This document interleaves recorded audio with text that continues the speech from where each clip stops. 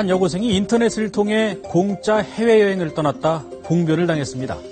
상대 남성은 여고생을 인질로 잡고 한국에 있는 부모에게 돈까지 요구한 것으로 알려졌는데요.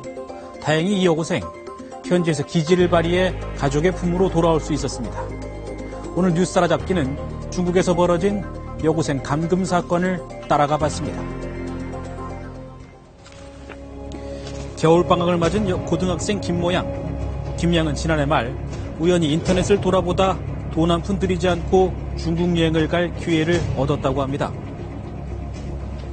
무료 관광을 해준다 해서 호기심에 이제 클릭해서 장난삼아 본인은 이제 응모를 했다 그래요. 클릭했더니 이제 응모를 해라 해서 이름하고 전화번호도 기입을 한 것 같고. 생각지도 못했던 공짜 해외여행의 행운을 얻게 된 김양. 여행 기회를 놓치고 싶지 않던 김양은 부모님에게는 자원봉사를 가게 됐다고 둘러대 허락을 받습니다. 부모님한테 자기가 이제 이렇게 해서 뽑혀서 중국에 봉사활동 간다 이런 식으로 얘기를 했기 때문에 그래서 의심도 안 하고 그냥 보냈다는 거예요. 그렇게 김양은 지난달 29일 홀로 중국행 비행기에 몸을 실었습니다. 중국 선양에 도착하자마자 공항으로 김양을 마중 나온 중년의 남성. 김양은 이 남성의 안내에 따라 숙소인 한 아파트로 이동해 짐을 풀었습니다. 아파트를 데려가서 거기서 먹고 잡을 한 거죠. 하루 이틀 그 심양 시내 구경했다 그러니까는 뭐 데리고 다니면서 구경을 좀 시켜줬겠죠. 그냥 바람 쐬러 나가서 그냥 중국 심양이 이런 곳이다 이렇게 좀 돌아다녔던 것 같아요. 예. 기대와는 달랐지만 이때까지만 해도 큰 문제는 없는 듯했습니다. 그런데 김양이 중국에 도착한 지 사흘째 되는 날부터 상황이 좀 바뀌게 됩니다. 여행은커녕 숙소인 아파트 밖으로 나갈 수조차 없었던 것. 무려 나흘 동안이나 숙소 안에 갇혀 있어야 했던 김양. 기대했던 해외여행이 왜 이렇게 돼버린 걸까? 이유가 있었습니다. 김양이 떠난 지 엿새 뒤인 지난 4일 오후 김양의 어머니에게는 한 통의 전화가 걸려옵니다. 자신이 딸을 데리고 있다는 의문의 남성. 얘를 뭐 내가 데리고 있다. 그러니까 처음에는 엄마한테 전화했을 때는 어머니는 이제 보이스피싱이 아니고 그냥 끊은 거예요. 그리고 얼마 뒤 딸의 전화로 충격적인 문자가 전송됩니다. 아무래도 자신이 감금을 당한 것 같다는 얘기. 1월 4일 통화한 거를 듣고 나서 그때 이제 확실하게 감금됐다는 걸 안 것 같아요. 인식을 한 것 같아요. 예. 엄마한테 카톡 온 게 뭐 엄마 죄송하다고 내가 거짓말 시키고 왔는데 내가 좀 이렇게 감금돼 있는 것 같다. 얼마 뒤에는 남성이 보낸 협박 문자까지 날아옵니다. 돈을 넘기지 않으면 딸의 생명을 보장할 수 없다는 내용이었는데요. 피해자의 그 휴대폰 카톡으로 한 600만 원 보내라. 아니면 얘를 얼른 넘기겠다. 그러니까 뭐 인신매매단이나 이런 데 넘기겠다. 그러면 얘를 뭐 생명을 보장할 수 없다. 뭐 이런 식으로 카톡을 보냈어요. 협박 메시지가 발송된 건 김양의 휴대전화였습니다. 김양의 전화기가 이미 이 남성의 손에 넘어간 게 분명해 보였습니다. 딸이 괴한에게 붙들려 감금을 당하고 있을 가능성이 큰 상황.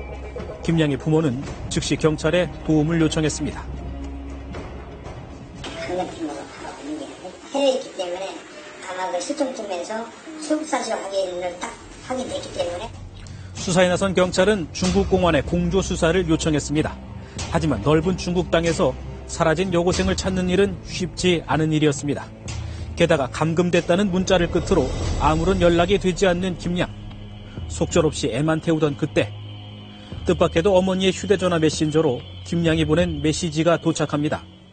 휴대전화를 빼앗긴 김양이 어떻게 메시지를 보낼 수 있었던 걸까? 노트북으로 온 것 같아요. 예. 그래서 실시간으로 카톡으로 됐어요. 어머니가 형사계 사무실에 왔었거든요. 위치 파악이 급선무잖아요. 그래서 거기 지금 위치는 기억하냐? 그랬더니 일단은 18층을 기억해요. 경찰이 파악한 상황은 이렇습니다. 휴대전화를 빼앗긴 채 거실 안에 갇혀 있었던 김양. 남성의 눈을 피해 자신의 가방에서 몰래 노트북을 꺼내 켠 김양은 천만다행으로 희미하게 연결되는 무선 인터넷 신호를 잡습니다. 김양은 즉시 휴대전화와 연동되는 모바일 메신저 프로그램을 노트북에서 실행시킨 다음 어머니에게 자신의 위치를 알렸습니다. 지금 보시는 건 당시 김양이 감금된 아파트에서 바깥 풍경을 찍어 보낸 사진인데요. 당시 그 납치된 그 감금 피해 여고생이 당시 현장 밖에 내가 어디에 있다 위치를 알려주기 위해서 노트북으로 그 밖에 현장을 찍은 사진이에요. 우리 쪽으로 이 사진을 찍어서 카톡으로 보내게 된 거죠. 김양은 침착하게 사진과 약도 등을 활용해 자신이 감금된 아파트의 위치를 알렸습니다. 사진하고 약도 때문에 당시 그게 영사관 직원이랑 그 중국 공안들이 신속하게 현장을 갈 수 있었고 구출할 수 있는 그 근거가 될 수 있었던 거죠. 한국 경찰의 연락을 받은 중국 공안은 곧바로 현장으로 출동했는데요. 마지막 구출 순간까지도 김양의 노트북은 큰 역할을 했습니다. 18층 올라가서 제일 끝집이라는데 이제 그게 오른쪽인지 왼쪽인지 판단을 해야 될 문제였어요. 노크를 할 테니까는 노크를 하면은 네가 카톡으로 이응 표시를 해라. 그렇게 했거든요. 그래서 바로 문 뚫고 들어가라. 결국 출동한 중국 공안에게 체포된 피의자. 피의자는 한국인인 40대 남성이었습니다. 공짜여행을 미끼로 한 범죄는 사실 해외여행과 관련해서 가장 조심해야 될 것들 중에 하나라고 말씀드릴 수 있어요. 해외에서 모르는 사람의 그 이유 없는 호의는 가급적 거절하시는 것이 좋겠습니다. 공짜 여행을 떠났다 봉변을 당할 뻔한 여고생. 다행히 위기의 상황에서 기지를 발휘해 가족의 품으로 돌아올 수 있었습니다. 경찰은 중국 공안의 1차 조사가 마무리되는 대로 피의자를 소환해 자세한 사건 경위를 수사할 방침입니다.